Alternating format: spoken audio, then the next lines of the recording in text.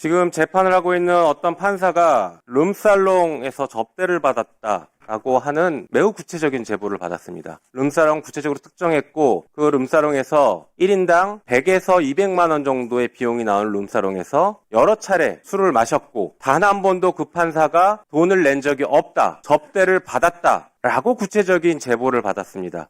그 판사가 지금 누구 재판을 하는지 아십니까? 내란숙의 윤석열을 재판하고 있어요, 그 판사가. 그 판사가 바로 내란숙의 윤석열을 재판하고 있는 지기현 부장판사인데 아주 구체적이고 신빙성 있는 제보, 거기다가 사진까지 제보가 들어왔습니다. 이거 어떻게 하겠습니까? 그렇지만 어쨌거나 겉으로 드러나는 모습을 보면 이재명 대표에 대해서는 최대한 신속하게 지금 상고심을 진행하려고 하고 윤석열에 대해서는 지금 원래 약속했던 것도 어겨가면서 늘어지고 이게 지난번에 직위원이 열고 그걸 실무장이가 받아서 처리했던 것처럼 그렇게 하는 거 아니냐라는 참 현실감은 없는데 그 비슷한 걸 우리가 봤잖아요. 예. 3월 7일, 8일 봤잖아요, 우리가. 예. 조희대 대법원장은 형사소송법을 명백히 위반한 지기현 판사를 징계하십시오.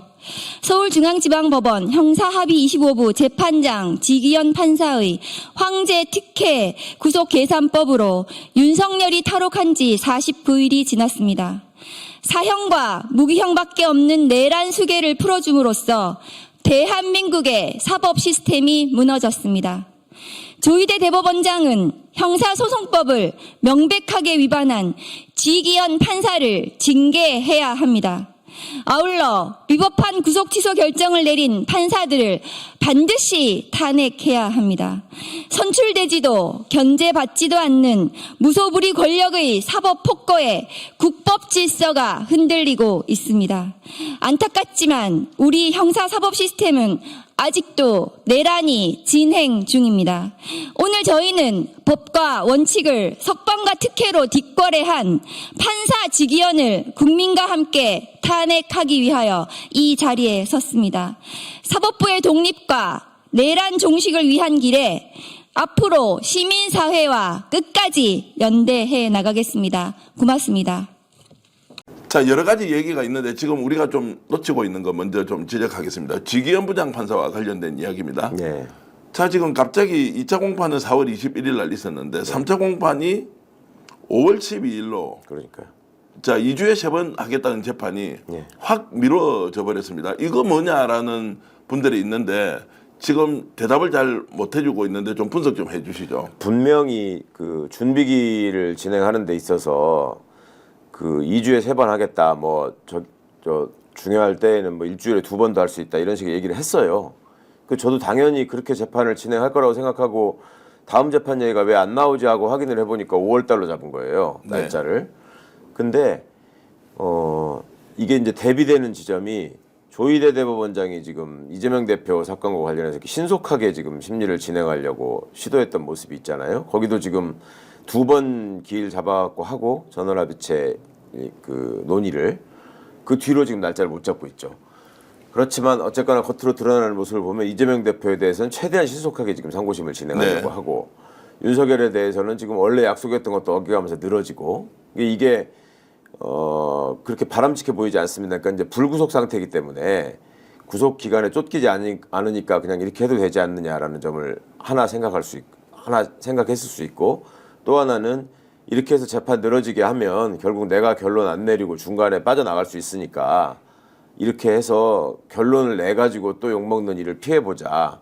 그러니까 결론을 어떻게 내도 욕먹는 상황이라는 걸 본인이 지금 의식을 한다는 거예요. 그러니까 예를 들어서 윤석열한테 사형이나 무기징역에 해당하는 중형을 선고하면 그전에는 안 그러다가 이제 대통령 바뀌니까 또 저쪽 눈치 보면서 빌붙으려고 이러는구나 라는 욕을 먹을 수 있고, 윤석열을 공소기각을 한다거나 이런 식으로 또 방면을 하게 되면 저거는 역사의 죄인이다, 역적이다, 이런 소리를 또 들을 수 있고 하니까 본인 입장도 되게 괴로운 거죠. 이제 그런 차원에서 시간을 끄는 거 아니냐라는 견해가 있을 수 있는데, 자, 의도적이라고 봐야 됩니까? 봐주기 한다, 의도적으로 재판을 지연한다. 봐주기까지를 보는 거는 좀 아직 성급한 것 같고, 의도적 지연인 건 맞죠. 그건 자기가 정하는 거니까, 날짜를. 그러면 본인이 국민들 앞에서 자, 2주에도 3번 하겠다, 신속하게 재판하겠다라고 알고 있는데 이렇게 한 20일 정도를 뒤로 이제 미루어 버리면 분명히 의도가 있는 거 아니냐라고 이제 할 수밖에 없습니다. 의심을 할 수밖에 없죠. 그러니까 이런 상황에 대해서 대법원장의 사법행정권이 이런 데 발동돼야 되는 겁니다. 예. 그러니까 재판 기일을 애초에 고지를 하고 약속을 했으면 그대로 진행해라. 이렇게 해야 될 일은 그렇게 하지 않고 본인이 끼어가지고 뭐 이렇게 뭐 빨리 해라 늦게 해라 안 해도 될 선거법 사건에 대해서는 이건 누가 봐도 대법원장이 진두지휘를 하고 있다고 볼 수밖에 없거든요. 그건 그렇게 하면서 또 오해를 사고 이러면서 사법부의 권위나 독립을 어떻게 지킬 수 있다는 건지 본인이 좀 자문해 줬으면 좋겠고. 자, 윤석열 이야기 아니할 수가 없는데요. 지기현 문제부터 바로 이야기 들어가 보겠습니다. 지기현 판사가 이제 윤석열 재판을 아예 비공개로 하겠다라고 했다는데 그게 어떤 내용입니까? 지금 저도 이게 이제 전원이긴 한데요. 아니 이게 지금 이제 단독으로 지금 하는 이야기 한번 들어보십시오. 재판을 참관했던 분이 직접 글을 올리셨어요. 오늘 재판 참관했던 분이 오늘 재판 3차 공판에 들어가서 다 그거를 그 참관하기가 쉽지가 않은데 그걸 다 하신 분이 글을 올린 그걸 보고 제가 이 얘기를 하는 건데 지기현 재판장이 빈대 잡는데 초가상관 태운다라는 말을 했다고 합니다. 근데 그 말의 의미가 우리는 언뜻 해석하기에 이런 이 윤석열이가 내란 행위를 벌인 것이 한마디로 뭐 야당의 국회 독주 이런 걸 하기 위해서 과도한 이 비상계엄이 하여튼 빈대 사소한 문제에 대해서 너무 과도한 대응을 한 것이 내란이다 이렇게 해석이 되잖아요. 그게 아니고 재판을 이렇게 그 무리하게 공개를 할 필요가 있느냐. 그거 하면서 군사 비밀, 국가 비밀이 다 이렇게 노출되는 위험을 무릅쓰고 공개 재판할 필요가 있느냐. 이 부분은 우리가 차라리 그냥 비밀 그 재판으로 하자, 비공개 재판으로 하자라는 걸 합리화하는 그런 차원으로 발언을 했다라는 거예요. 그 빈대 잡는 초가상관 태운다는 말을. 제가 그 얘기 듣고 너무 경악했다는 거죠. 지금 국민들의 법강정이나 지금 여기까지 이르기에 이 온 국민의 분노와 이 내란 사태의 주범인 내란 속의 윤석열을 구속 취소시킨 장본인인 지기현 판사가 개가천선하는 차원에서 했나? 내란을 드디어 이제 이렇게 과도한 행정작용이고 대통령의 비상권 남용이라고 보고 이제 제대로 응징하려고 저는 그렇게 생각했는데 그게 아니었다는 거죠. 자, 그래서 이제 이 말씀을 우리가 있는 그대로 받아들이면 되죠. 네, 그래서 지금 지기현 재판부를 그대로 놔둘 수는 없습니다. 이것에 대해서 국민들이 정말 더 분노해야 되고요. 지금 저 픽스 채팅창에 지금 징계 청원 링크를 다시 제가 요청을 드렸습니다. 예. 여러분들 이 방송 보시고 지기현 재판부는 반드시 교체해야 됩니다. 이대로 놔뒀다가는 내란 재판이 송두리째 다 정말 우리 국민들의 기대하는 법감정과 정반대로 공소기각 판결이 나올 수도 있다는 예상이 지금 나오고 있습니다. 자, 이상호 기자, 이게 이제 비상 상황입니다. 예. 자, 이게 이제 공식적으로 확인은 되지 않지만 만약 그렇다면 지기현은 뭔가 국민들의 눈치를 보거나 이번 재판이 혹시 불공정 시비에 휩싸일까 봐서 나름대로 균형 감각을 가지고 할 것이라고 기대했는데 전혀 그렇지 않고 자기는 자기 식대로 재판 끌고 간다 이렇게 볼 수 있는 거 아닌가요? 이미 12월까지 지금 기일을 다 잡아놓고 12월까지는 어떤 식으로든 자기 그 바운더리 안에서 내가 끌고 나가겠다라고 하는 의지를 이미 표명한 바 있는데 더구나 지금 우리가 재판을 생중계하라라고 요구하는 판에 이거를 완전히 비공개로 다 지금 가져가겠다라고 한다면 이건 우리가 절대 받아들일 수 없는 것이죠. 사실 제가 조금 전에 우리 확장성도 중요하지만 동시에 지지 기반에 대해서는 내가 확장성을 취하지만 그럼에도 불구하고 나의 사이다 정치는 계속된다라고 하는 어떤 그런 그 효용감을 준다는 측면에서 사실 지금 뭐 전국 법관대표 회의가 지금 뭐 열리는 부분 때문인지 당장 뭐 조희대에 대한 탄핵 안도 싹 지금 뭐 그 숨고르기에 들어간 상태에서 지기현까지 저렇게 방치하면서 도대체 내란 세력과의 어떤 그 비타협적인 척결 그걸 기대할 수 있을까? 따지고 보면 다 그 우리 사회 기득권의 가장 전투적인 커넥션이 연결된 게 내란 그 커넥션인데 그 내란조차도 이렇게 극복 못하는 거 아니야라고 하는 일말의 우려가 생긴다면 저는 대단히 이거 우려할 만한 시그널이 갈 수도 있다. 근데 그런 시그널이 이제 이 이슈만 있으면 우리가 당연히 집중해서 신경을 쓰고 제대로 따질 건데 이제 대선 운동이 시작돼 버렸어요. 그리고 조희대 탄핵도 지금 딱 국민들의 시각에서는 야 대선 시작인데라고 이제 하면서 자 그럼에도 불구하고 지금 이 세력들이 어느 정도 통제되고 또는 제압이 되었다, 진압이 되었다 이렇게 볼 수 있습니까? 아니면 계속 준동을 할 수 있다라고도 보십니까? 어떻습니까? 계속 준동할 수 있겠네요. 예. 사실관계 확인이 좀 필요한 것인데 다음 재판 때 어떻게 하겠다라는 구체적인 발표는 얘기 안 했지만 거기에 속에서의 말이 그렇게 읽혔다는 거 아닙니까? 자 그래서 이제 이런 것하고 자 이제 지기현 판사가 모르겠어요. 이제 다음 주 두 번째 공판 때 월요일에는 언론의 취재를 허용할지는 모르겠습니다만 이제 신청했어요. 다시 신청했는데 지기현 판사의 스탠스는 어떻게 보고 계십니까? 이상하죠. 이상하죠. 예. 그러니까 지난번에 구속 취소 결정도 정말 듣도 보지도 못한 이상한 결정이었고 첫 회 공판에 그 지하 주차장으로 출입하게 해준 경우가 처음 아닌가 싶은데요. 그러니까 그런 얘기도 하더라고요. 아니 이거 사법부 그러니까 인권을 보호하는 방향으로 가고 있기 때문에 지하 주차장으로 오게 하는 거 그거 왜 그게 뭐가 문제냐? 그럼 다른 피고인들은 아니 그러니까 그렇죠. 제 기억에 처음 아닌가 싶어요. 그렇죠. 왜 하필 모든 건 다 윤석열부터 시작이지? 어. 뭐 이런 거. 아니 그러니까 다른 피고인들은 그러면 인권이 무시당해도 되는 거예요? 그런 논리라면 역대 어떤 고위직 출신이라든지 뭐 네. 재벌 회장들 다 그 지상으로 해서 들어갔잖아요. 그러면서 언론인들이 거기 다 기다리고 있다가 뭐 인터뷰 요청도 하고 뭐 네. 그랬는데 아니 아예 그런 기회를 차단한 거잖아요. 지하 주차장으로 통해서 바로 법정에 가도록 해주면서 그래서 아니 뭐야 이거는 뭐야? 구속 기간도 70년 넘게 처음으로 날이 아닌 시간으로 계산하는 게 맞다고 그러더니 이것도 제 기억엔 처음이에요. 이런 경우가 없었던 것 같아. 지하 네. 주차장으로 통해서 바로 법정 가도록 해준. 그리고 법정 내 취재도 불허하고. 네. 아니 적어도 하나는 했어야지. 아. 법정 내에 취재를 못하게 했다면 네. 뭐 그건 많은 재판부에서 그렇게 하니까 그럴 수 있는데 그러면 법정 들어올 때라도 다른 모든 사람하고 똑같이 지상 입구를 통해서 들어오게 했어야지. 그렇네요. 좀 그거 이상해요. 맞아. 그래서 이제 그 판사 오래 하다가 개업한 제 법대 동기한테 한번 물어봤어요. 야, 예. 내가 보기엔 너무 이상하다. 너무 이상하다. 지기현 판사가. 근데 나는 판사는 안 해봤으니 네. 내 그 경험이나 이런 거 봐선 지기현 판사가 좀 이상한데 너는 법원에 오래 있었으니까 네가 보기엔 어떠냐? 내가 물어봤어. 예. 그 친구가 내가 봐도 이상해. 그러더라고. 같은 예 판사들이 보기에 네. 이상하다. 왜 그럴까? 그러니까요. 그래서 지기현 판사를 그 자리에 이제 둬서 재판을 하게 하는 게 맞나라는 네. 그런 얘기가 당연히 국민들 사이에서 나올 수밖에 없는 것 같아요. 지금 예. 별 흉흉한 소문이 다 돌고 있죠. 그래서 어떤 소문이 돌고 있습니까? 아니 그러니까 지기현 판사가 재판을 하면서 예.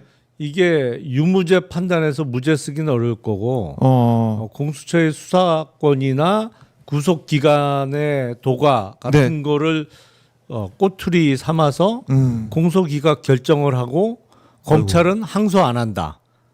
지난번에 지기현이 열고 그걸 심우정이가 받아서 처리했던 것처럼 뭐 그렇게 하는 거 아니냐라는 참 현실감은 없는데 그 비슷한 걸 우리가 봤잖아요. 예. 3월 7일, 8일 봤잖아요, 우리가. 예.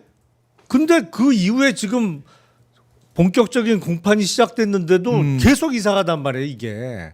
그렇네요. 아니 누가 지하 주차장으로 바로 법정 갔던 피고인이 누가 있냐고 제 기억에는 없어요. 그렇네요. 아니 그러니까 날 시간 계산 이것도 우리가 그럴 줄은 상상도 못한 일이 벌어졌고 이번에도 지기현 판사가 하다가 공소기각 공수처 핑계 삼아서 공소기각을 하고 검찰이 그냥 알겠다 끝 이렇게 항소 포기해버린다. 뭐 이런 썰도 지금 돌고 있고 아니 지금 그러니까 예. 구속 기간을 갑자기 시간으로 계산한 게 얼마나 말도 안 되는 일이냐면 네. 제가 한번 말씀드린 적이 있나 모르겠는데 우리 헌법에 대통령이 그 거리되면 60일 이내에 대선을 실시하도록 되어 있잖아요. 헌법상. 근데 4월 4일 오전 11시 22분부로 네. 파면됐단 말이에요. 윤석열이. 그래서 60일 내 대선, 그래서 60일째 되는 6월 3일로 지금 결정됐어요. 그렇죠. 근데 직위원식 논리대로 하면 야 60일은 하루에 24시간 곱하기 60해서 1440시간이야. 네. 그래서 1440시간이 경과되는 네. 6월 3일 오전 11시 22분 이후의 투표 행위는 무효야. 그렇게 되는 거예요. 그런 논리라면 말이 안 되잖아요. 구속 취소가 그만큼 말이 안 되는 거예요. 그게. 그걸 해낸 직위원 판사기 때문에 그래요. 뭐죠? 우리가 지금 뭐 우려되는 그 점을 지적을 하고 있지만은 정말 그렇게 되면 그럼 어떻게 이걸 막거나 아니면 이걸 그렇게 안 가게 만들 수 있는 방안이 이런 게 있습니까? 아니 그러니까 상식대로만 그 판단을 하면 아무런 문제가 없을 사건인데 증거도 너무 명확하고 네. 뭐 더 이상 어떻게 뚜렷해요. 근데 지금 그 사이에 법원의 인사이동이 이루어지기는 어렵거든요. 몰라 이 재판을 몇 년 끈다고 하면 그 사이에 인사이동이 이루어지면서 재판부 교체가 가능하겠지만 네. 그것도 바람직하지 않죠. 아하. 몇 년을 끈다는 것 자체가 불구속 상태에서 그것도 매우 바람직스럽지 않죠. 그렇죠. 빨리빨리 끝내야지. 더군다나 이게 준비 기일을 2번 한 사건이란 말이에요. 그러니까 첫 공판 기일부터 증인신문이 이루어졌잖아요. 네. 빨리 진행해서 빨리 끝내야지.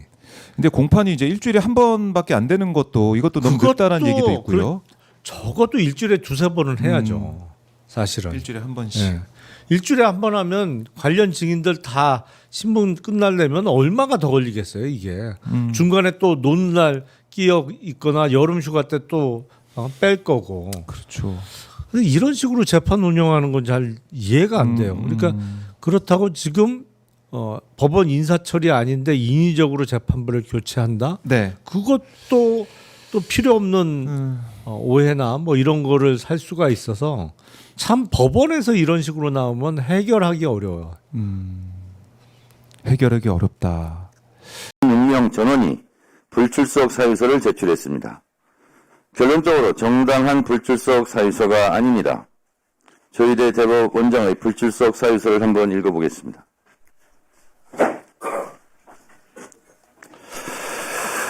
최근 대법원에서 선고한 판결과 관련한 이번 청문회는 진행 중인 재판에 대하여 합의 과정의 해명을 요구하는 내용을 담고 있어 사법부의 독립을 보장한 대한민국 헌법 103조, 합의 과정의 비공개를 정한 법원조직법 제65조, 재판에 관한 국정조사의 한계를 정한 국정감사 및 조사에 관한 법률 제8조, 국회법 37조 1항, 제2호, 비목 등의 규정과 취지에 반하는 것으로서 헌법과 법률을 준수해야 하는 저로서는 청문회에 출석할 수 없다는 입장을 말씀드립니다. 2025년 5월 9일 조희대. 이렇게 불출석 사유서를 제출을 했습니다.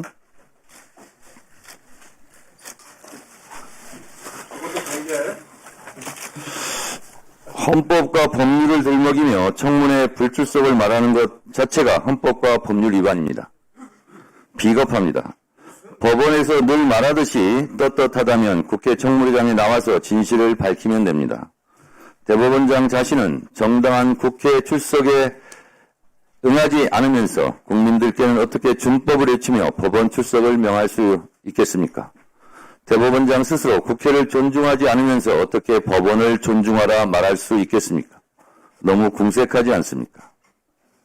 불출석 사유서 내용도 문제지만 형식도 내용도 너무 무성의하고 오만합니다. 보통의 경우 불출석 사유서는 A4 용지 2장 안팎을 제출합니다. 대법관들이 마치 짠 듯이 3줄, 4줄, 5줄짜리 복사기로 복사에 붙인 듯 복붙입니다. 합의의 비밀을 지키기 위하여 청문회에 나갈 수 없다는 천편일률적인 내용이 참으로 부끄럽습니다. 이런 몇 줄짜리 불출석 사유서는 보다 처음입니다. 그 오만함이 참 대단합니다. 한번 보겠습니다. 이게 보십시오. 3줄짜리입니다. 한번 보겠습니다. 이게 보십시오. 3줄짜리입니다. 3줄짜리.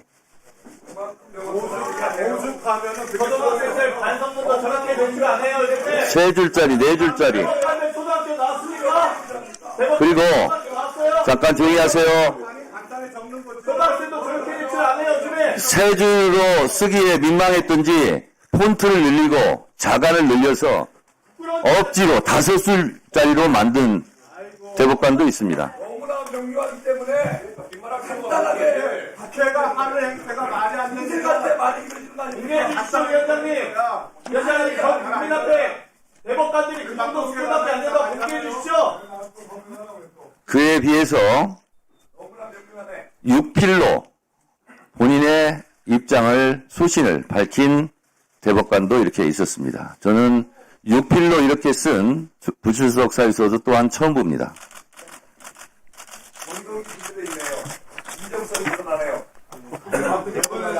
이러니 사법개혁의 목소리가 국민적 공감대를 얻는 것입니다. 그동안 미뤄왔던 대법관 증원을 위한 법원 조직법 개정안, 재판소원에 관한 헌법재판소법 개정안, 조의대 특검 법안에 대한 국민적 요구가 높다고 생각합니다. 제 법사위원장 임기 내에 반드시 처리하겠습니다. 사법부 스스로 자초한 일이고 자업자득입니다. 장경태 의원님 좀 조용히 해주세요. 헌법과 법률을 모범적으로 지켜야 할 사법부가 대선에 개입하여 국민 참정권을 박탈하려 했고 진상규명을 위한 국회 청문회에도 몇 줄짜리 불출석 사유서를 내고 에헴 하고 앉아있는 오만한 자세가 마치 높은 법대에 앉아 헌법 위에서 국민 위에서 군림하려는 것으로 비춰지지는 않는지 대법원 스스로 깊은 성찰을 하시기 바랍니다. 법문이 터진 사법개혁에 대한 국민의 명령을 사법부는 결코 막을 수 없다는 점을 깨닫기 바랍니다. 두꺼운 겨울옷을 입고 봄날을 맞이할 수는 없는 노릇입니다. 사법부도 봄이 오는 소리를 듣기를 바랍니다. 사법개혁에 대한 국민의 목소리를 잘 경청하기 바랍니다. 그러면 바로 의사일정에 들어가겠습니다. 의사일정 제1항 공직선거법 일부 개정 법률안을 상정합니다. 사법부의 신뢰를 깨는 것은 반대로 국민의 눈높이에 맞지 않는 엉뚱한 판결, 이상한 판결, 소위 말하는 사회생활 잘 모르는 법조인들이 자기들만의 세상에 빠진 판결, 이런 것들이 사실 사법부의 신뢰를 깨트리는 것 같습니다. 게다가 사법부의 구성원들이 비리를 저질렀다라고 하면 사법부의 신뢰는 바닥으로 떨어질 것 같아요. 그렇습니까? 예, 그런 일이 있어서는 안 됩니다. 안 되죠. 자, 수술하는 의사의 손은 깨끗해야 됩니다. 재판을 하는 판사들은 더 청렴해야 되고 다른 공무원들보다 더 청렴하고 법을 더 잘 지켜야 되고 특히나 뇌물과 관련해서는 더 철저하게 자기 관리를 해야 됩니다. 동의하십니까? 그렇습니다. 너무나 당연한 말씀입니다. 제가 제보를 하나 받았습니다. 지금 재판을 하고 있는 어떤 판사가 룸살롱에서 접대를 받았다라고 하는 매우 구체적인 제보를 받았습니다. 룸살롱 구체적으로 특정했고 그 룸살롱에서 1인당 100에서 200만 원 정도의 비용이 나오는 룸살롱에서 여러 차례 술을 마셨고 단 한 번도 그 판사가 돈을 낸 적이 없다. 접대를 받았다. 라고 구체적인 제보를 받았습니다. 이런 제보가 있다면 법원행정처는 어떤 조치를 취해야 됩니까? 일단 제가 그 이야기는 금시초문이라서 제가 일반적인 절차가 뭐가 있습니까? 당연히 이제 우리 독립된 기관인 윤리감사실에서 조사를 할 것 같습니다. 이 사안 조사하시겠습니까? 제가 구체적으로 말씀드리면? 제가 지금 처음 듣는 이야기라서 나중에 자료를 주시면은 그리고 저희들이 물론 행정처에서 관여하는 것은 아니고 아시겠지만 윤리감사실에서 그 부분에 대해서 당연히 행정처장님도 그 권한이 있는 것 같던데요. 그렇지 않습니다. 감사위원회 규칙 보면 그렇죠. 예. 자, 그 판사가 지금 누구 재판을 하는지 아십니까? 내란숙의 윤석열을 재판하고 있어요, 그 판사가. 그 판사가 바로 내란숙의 윤석열을 재판하고 있는 지기현 부장판사인데 그 판사가 이렇게 수차례 고급 룸사롱에서 술 접대를 받았다라는 아주 구체적이고 신빙성 있는 제보, 거기다가 사진까지 제보가 들어왔습니다. 이거 어떻게 하겠습니까? 어떤 조치를 취하겠습니까? 저는 생각할 수 없는 일이라서 지금 답변 드리기는 어렵습니다. 당장 감찰 시작부터 해야 되지 않겠습니까? 이 정도면? 확인을 해보겠습니다. 확인이 아니라 필요하면 제가 사진이랑 자료는 드릴 수 있는데 감찰 시작해야 되지 않겠냐고요. 그 부분은 말씀드린 것처럼 이제 우리 독립된 기관인 이제 윤리감사실에서 절차를 일단 이 정도 문제가 되면 재판부터 바로 직무 배제하고 당장 감찰해야 되는 거 아닙니까? 이거 일반 공직사회에서 이런 비슷한 일이 제보가 되면 어떡합니까? 네, 당장 직무 배제하고 감찰하고 필요하면 수사합니다. 이런 사안은 아까 제가 분명히 말씀드렸던 것처럼 최소 100만 원이 넘는 사안이기 때문에 뇌물죄가 성립되거나 아니면 적어도 청탁금지법 8조 1항은 무조건 위반으로 보여집니다. 100만 원 이상 금품 향응 등을 받으면 곧바로 법 위반이지 않습니까? 맞죠? 네. 아주 중대한 사안입니다. 다시 한번 말씀드리지만 사법부의 신뢰는 좋은 재판도 있지만 이렇게 비리에 연루된 손이 더러운 의사가 수술하지 못하게 하는 비리에 연루된 판사들이 재판을 하지 못하게 하는 게 필요합니다. 그 접대 도대체 누구로부터 받았는지, 윤석열 재판은 왜 이렇게 이상하게 흘러가고 있는지 다 비공개하고 왜 그렇게 돌아가는지 이 관련성까지 다 따져보셔야 됩니다. 단순히 접대받았다는 내용 하나만으로 감찰할 끝날 게 아니라 지금 국민들이 그 재판 너무 잘못됐다라고 계속 얘기하고 있는 그 재판이 왜 잘못됐는지 체계적이고 종합적으로 감찰해서 이 법사위에 보고하십시오. 어떻게 하시겠습니까? 돌아가서 검토를 해보겠습니다. 법원 감사위원회 규칙 보면 우리 법원 행정처장님이 윤리감사관에게 필요한 조치를 권고할 수 있도록 되어 있습니다.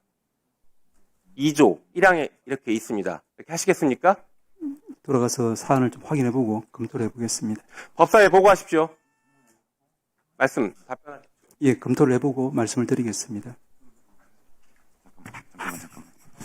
네, 김영민 의원 수고하셨습니다. 주진 의원님, 네, 토론해 주시죠. 명예를